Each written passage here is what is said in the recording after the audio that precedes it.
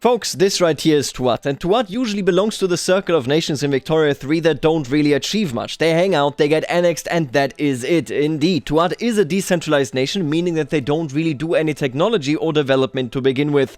But I am telling you right now that I have, or at least I think I have found a way to make Tuat into a massive, massive empire. Maybe even an empire within the top 10 of the world.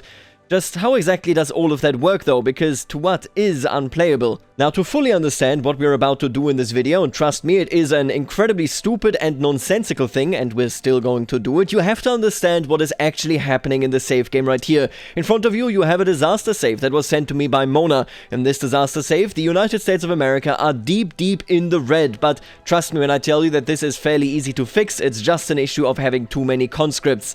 The more important part and the more interesting part of this save game is actually what is happening with the Great Sioux Nation. You may have already noticed it by now, but the Great Sioux Nation is a lot greater than it usually is. This is what happens if you do abandon colonies and if other people challenge this decentralized nation and then get rebuffed thanks to you. What is happening here for the Great Sioux Nation is something that you can emulate yourself. It's not all that easy and you need to be quite deliberate about it. But in the Americas, it is much, much easier because Mexico and Canada are significantly weaker than the US. If a nation starts to colonize a decentralized nation, then gets a native uprising and loses that war, the decentralized nation will lay claim to every single province, every single state region that is adjacent to itself. This means that you can very quickly go from this to this. And if this is possible, if the Great Sioux Nation in one fell swoop can take over most of Canada, then I would argue that we can probably make Tuat into a nation that is a massive power, and on top of that, maybe even in the heart of Europe itself. Let's make Europe as far as we can into a decentralized location. So, our declared mission is to lead Tuat to Europe, to make Tuat into a massive, massive power, and to do that, of course, we need to be a massive, massive power to begin with, because we will be facing a lot of resistance. Everything here will start and end with King Louis-Philippe d'Orléans. France is an absolute behemoth and should probably not be allowed to play with the other nations because it will simply eat them.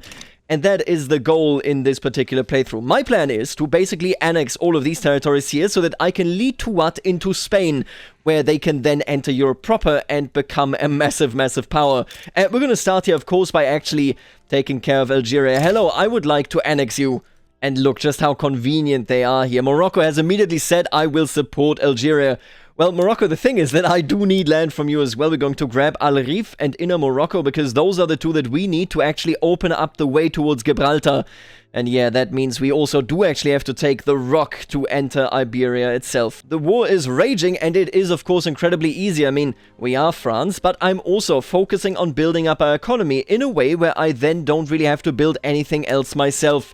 This sort of economy that we're currently setting up here will become a self-runner immediately after. I will then be able to have a huge GDP, be wildly ahead of anybody else and literally dominate the world. Yeah, France is just that easy. They are in the perfect position in these early patches for Victoria 3 right here to just basically dominate the world. You have to wonder, what was Morocco thinking when they jumped into this war? I mean, this is truly, truly disastrous for them.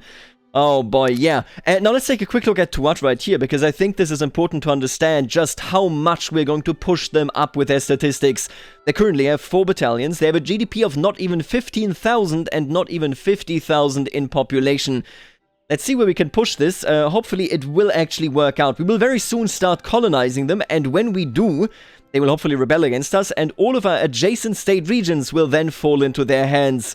Alright, now that we have taken over most of Morocco, well, the part that we need, sorry about this rump state Morocco, we're going to start colonizing Tuat and Ahagar. Should Ahagar actually rebel against us, we will just annex them, and should Tuat rebel against us, we will let it come to war, and then immediately concede. And with that, the only thing standing in front of Tuat and Europe is basically Gibraltar. We need to take it from the British, and I'll be honest with you, it's only 1838, I have not really built any navy, we seem weaker than the British, but I think we got this in us. We will immediately attempt to take Gibraltar. And look at that, we have already taken over Gibraltar. We are occupying it, but of course they're looking at a situation where our war support is also decaying and can actually go past 0, because Humiliate France doesn't actually require anything. But what if I told you that the British, they made a bit of a mistake here? And I'm pretty sure that this war is going to be a big, big victory for France. Napoleon 2.0, and this time even better. Seeing our beautiful, beautiful flag all over England, and really almost only England alone, I gotta tell you, I almost don't really want to end this war. But hey, they are offering, so I'm taking it. Eastern Andalusia Treaty Port will fall to us, and with that, we now have everything that we need so that Tuat can actually jump over. The important part here is, of course, that we want more of Andalusia. The more we have of Andalusia, the more we have of Iberia, the more we can then actually push forward. So this is going to be our next objective. I told you that France is a blobbing monster, but despite everything, our infamy is only 22.7. I have a creeping suspicion that our infamy is never going to be as low as it is right now ever again. And I just need to be prepared to actually go over level 100. So let's keep building up our economy. You can see we're doing quite great here. Our steel mills are now being finished off, and then we basically have an economy that will run itself. Or at least that's my hope. We are making a big amount of money right now as well. And you know what? Why wouldn't I just immediately continue here? I mean, come on, we have no infamy, it doesn't matter, everything is okay. We're simply going to start an immediate diplomatic play against Spain, and then, of course, conquer everything that we need. I think for starters, Western Andalusia, Eastern Andalusia, and what is this, Valencia here would probably be a really good pick. That way, we can then feed all of these to Tuat when the time is near. Would you look at that? Sevilla, Granada, and Valencia all under our control. Now, if you expected a big old battle report going on about how difficult this war was, it really wasn't. It was just against Spain. I will also tell you that Prussia did declare war against me when it comes to, actually cutting me down to size. They don't really stand that big of a chance. I can just piece them out. If we were to push in, I could even then get some war reparations, but I think for the moment I'm just going to take this peace deal. And all of a sudden, hey, Prussia, we can no longer go to war. We have a truce here. You can't annoy me just because I reached the infamy level.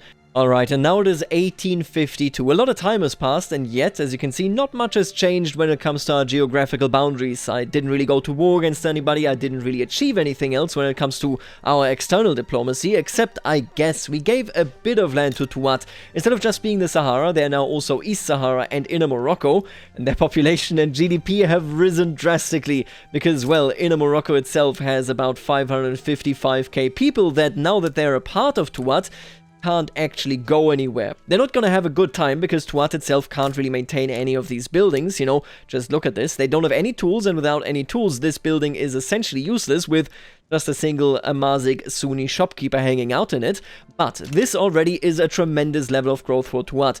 Now, what I was doing in the last decade was essentially just building up France to be the powerhouse that France is meant to be. This is something that if you've played Victoria 3 in the last couple of patches, that will not actually surprise you. France is a complete monster, whether played by a player or by an AI.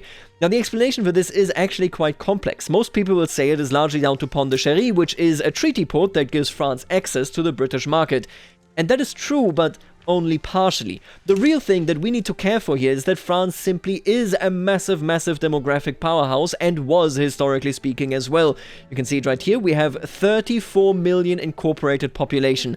That alone, even if I did nothing, gives us a massive, massive boost in income. Our poll taxes alone on the medium level are 105k. That number is absolutely sickening, quite frankly. It just comes down to the fact that France has 34 million people incorporated, whereas, for example, Britain has, I believe, 19 million incorporated, and Prussia only has 15 million. Once you start snowballing in Victoria 3, since there currently aren't really any crises, you will never stop snowballing, and for France, that means that our navy in 1852 is made up of ironclads, and that is happening while our dear British friends, for example, are still walking around with man-o'-wars. This is the strongest that you could ever be, and at this point, I have set France to simply automatically expand everything, or almost everything, that is our industry. I will very rarely look at the industry at this point, which shows you just how broken France is. None of the demographic downfall of the country in this period is really emulated, except when I need to take care of this. Yeah, I gotta build these railways myself, but France at this point is invincible, which is perfect, because we will literally fight every major power whenever they start and attempt to settle Tuat. Obviously, we can't let that happen. Tuat is ours, and Tuat must remain independent. And this right here is the moment that I have been waiting for. I have started to settle Tuat again in 1853, and now finally in 54 we have an active rebellion. Tuat wants to defeat us and claim Al Rif, Tlemcen, Constantine, West Sahara, French Inner Mauritania, French East Sahara, French Sahara, and French Inner Morocco. I love this, because it means that we will have a massive, massive Tuat that will have immediate access to everything Europe. All we gotta do is let this escalate to war and hope that they don't capitulate before that, and then just concede as soon as we are in a war. Well, I will go ahead and just capitulate. I love seeing this. This is, man, you work towards this, you know, you never know, will it actually work? Will Russia just settle them too fast or something? But all of a sudden, Tuat holds Al Rif, and with that is just one more capitulation away from making it to Europe. Let's take a look at their stats here. Their GDP is 1 million. Their population is 2.54 million. I love how just Russia's up right here. Yeah, this leaves them in a very, very strong position. This is already a pretty massive Tuat. Russia was thankfully dumb enough to actually declare a containment war against us here to cut us down to our size, which will allow me to take their colonies that they have bordering Tuat. And I gotta assume that the Russians didn't anticipate me literally landing in St. Petersburg. I love it. I really love these free wars that the AI is gifting us here. And oh wow, I do not see that quite often, but man, Britain is employing Victoria 2 strats here. They grabbed all of Zhejiang, maybe in a hope of catching up to me. But their GDP is only 50% of mine. I don't think they're gonna make it.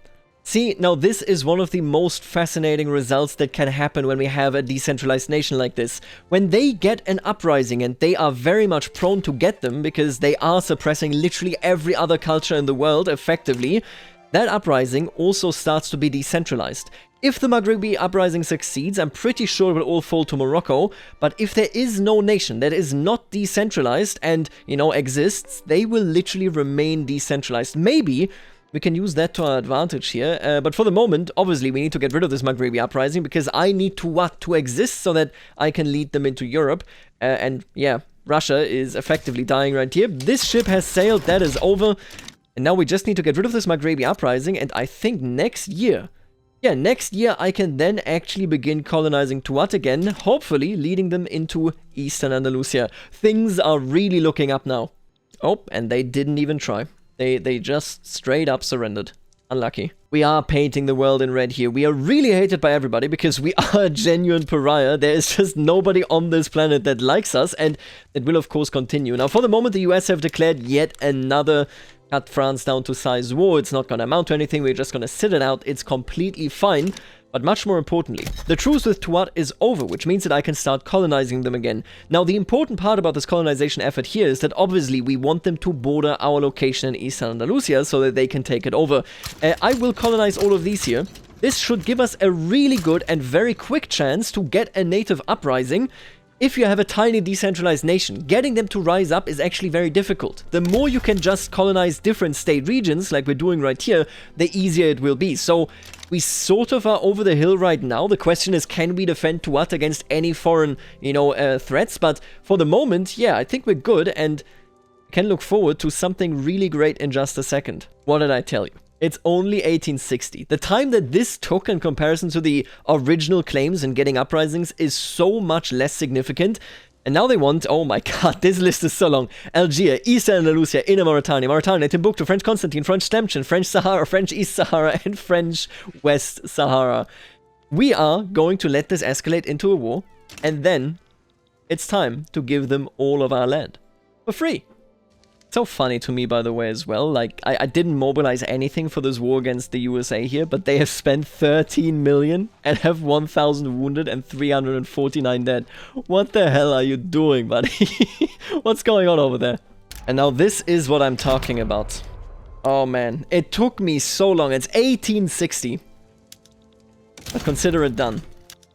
Tuat has officially entered Europe. And all of a sudden, they have a population of 5.23 million, a GDP of almost 5 million as well, number 33 in the world. And they just took over Eastern Andalusia, which has a whole bunch of plantations that they can hopefully actually use. Now, the important part to point out here, though, is, again, that basically everybody here is discriminated and will probably be enslaved. Do they all... Oh, yeah, okay. 500,000 slaves in Al Rif alone. Huh. Life in Tuat is pretty bad, I think. See, and they haven't even owned Eastern Andalusia for more than a year, and already we're looking at 328k slaves. These slaves, by the way, will be added to the general slave trade if you are a slave trader. That aside, we are of course now looking at a situation where I have to eat most of Spain, if not all of it. You can see I'm going very aggressively for Toledo, Aragon, Catalonia and Badajoz because, well, everything that borders Eastern Andalusia will get annexed by, of course, Tuat. So we might as well cut pretty deep into Spain so that we can just feed them more and more land very, very continuously. I don't think I will ever go down on infamy. Yeah, it's just a number, okay? Don't sweat it. I also, listen, nobody can explain to you why the Great Qing is in this, but it's not gonna make a difference. You know what, though? Why not show you just a Spanish campaign just because we can, right?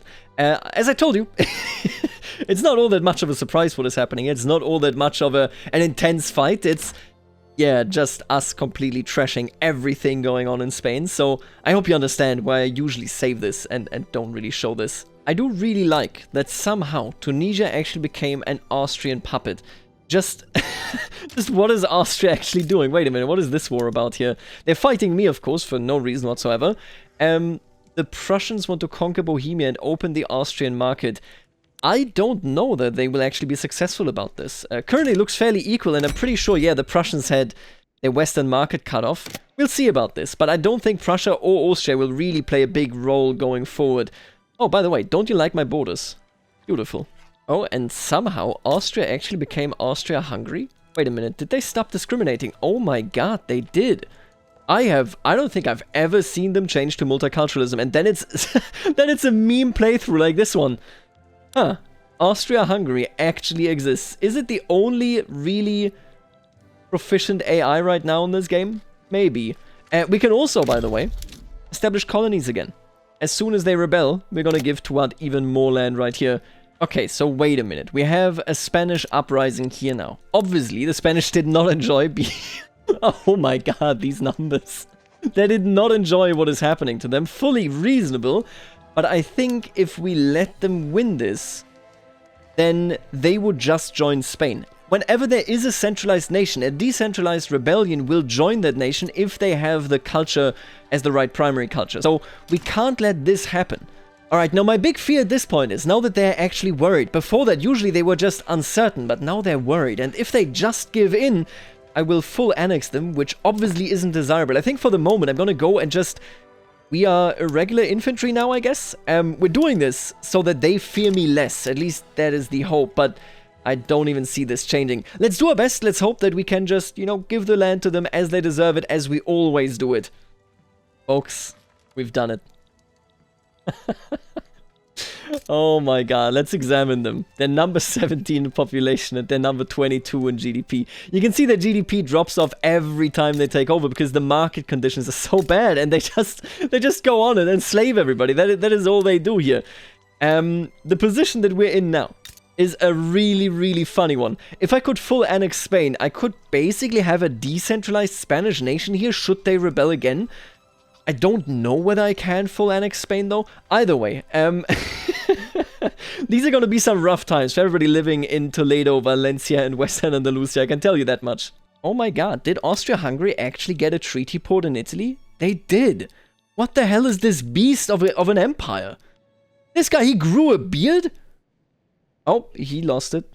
Alright, okay, I don't know what that was. I really like this war because it's so random. Well, it's not random in my intention, but whoever joined me, for them it's so random and they're not gonna win against, yeah, this GDP. But check this out. So I decided I want to have all of Iberia because obviously that is going to make it easier. We can give it to Tuat and so on. We're gonna take basically all of Portugal right here. They will still exist, but only in their colonies. Where Spain will exist as, I guess, Mallorca and then this exclave right here. But guess who joined them? It's, of course, the United States of America, it's Sind, the Marina Kingdom, Morocco, and Austria-Hungary. Now, do they have a chance of actually defeating me? No, because my navy is now 200 flotillas strong. Let's just wipe the floor with them, yeah? Alright, now it is the year 1878. You can see I have given even more land to Tuat, and I am now helping them suppress the Catalan rebellion right here. The Catalans are rebelling because they are saying that, well, this standard of living probably isn't all that fun, and if we check it right here, I'm pretty sure, yeah, wow. Almost 1 million slaves in Catalonia alone, 500,000 slaves right here, and then over 1 million slaves just in Castile. These are dire times for the Spanish, and I guess for the Portuguese as well. Jesus Christ. We have created hell on earth right here, I think. Alright, you know what? I actually need to check. So Brazil is still one of the actively slave trading nations, meaning that decentralized nations like Tuat are trading some of their population to, for example, Brazil. Do they have... Oh my god, they actually do. They have Spanish slaves in Brazil exported by Tuat that is safeguarded by us the entire time. You can see I blobbed a bit further to the east here, completely disgusting. Why am I doing it? I think at this point, just because I can, but yeah. a dark shadow has risen in Iberia. Nobody is enjoying life. Alright, now I think we're nearing the end of this playthrough, just because I think that if I push any further, performance is just going to get truly, truly awful, and you know that it already is quite troublesome, but this is the newest Tuat rebellion. And we're about to make Tuat into a truly, truly massive Tuat. The entirety of Iberia and good chunks of Aquitaine are now in Tuat's hands. And this is a massive, massive name right here. Let's take a look at their population. They are 10th. Worldwide, they are 10th. Oh my god. They're almost overtaking the United States of America. Their GDP is 9th. They are ahead of Belgium. Now to be fair, they are behind everybody else here quite to a massive degree, and despite me giving up Occitania, look at how far ahead I am in my own GDP. But yeah, Tuat has ascended to be a world power, and Iberia has descended to be really, really terrible. And I have to say, I assume something very similar is going to happen here in Languedoc, in Armagnac and Aquitaine. These locations are going to get so many new slaves, none of the buildings will actually be maintained. Oh, this is going to be very bad for that population living there. Alright, now this is a really interesting predicament. I talked about this before, that if a decentralized nation has an uprising, that uprising wins and there is no centralized nation to take it in, they would just keep existing like this. I'm pretty sure if Chieftain Augustin de Fondevilla wins this war against Tuat, this rebellion right here, we will literally just have a decentralized Aquitania. You know what? Yeah, I'll help you. Absolutely. And then I will immediately try to colonize you. I mean, why not, right? Oh, and the play just ended. The Occitan uprising is now independent. I think that is actually this is everything that I could have hoped for. Now, what we can do now is we can try to colonize them and give them all of the adjacent territories here, and we might want to call it there. And I'm going to colonize all this, and we're going to see but I can't make this work. I'm just afraid that other European countries might... You can see it right here, right? Everybody is sort of going in at this point, Great Britain even. I just need to keep them away from Occitania, because they might get annexed. Alright, and here we go. We have provoked the native uprising. It's May 22nd, 1888. What are they demanding? Rhône, Poitou, Limousin, Piedmont, French Provence. Alright, okay. They are going to blob like crazy. Obviously, we want them to not surrender. Let's hope that they don't surrender. And then we're going to give them all of that land. Are we still capable of maintaining our power afterwards? I'm not sure. Because our navy has already been decimated by all of these, of course, going to the rebellion right here. And much of our industry is actually in the south. But I gotta give Aquitaine that land. I just have to. Oh boy. They did not surrender. Well, I will. Alright, let's just take this in for a second. The Occitan uprising now is 10th in population and 9th in the GDP. That's how fast they can go. They're ahead of Canada, ahead of Belgium, and honestly, if I just let them rebel one more time, they might even get ahead of many others here. But am I still functional? I don't know. I think I'm gonna call it here. The lag obviously has gotten quite bad, but more importantly, this is better than any result that I actually expected. Tuat is massive, mind you, but we have created a native European decentralized nation. The Occitan uprising is a chiefdom that, well, shouldn't exist, and yet does. I love it. I hope that you might try this at home and let me know what you think about it, but I'll leave you right here. For now, see you later, alligator.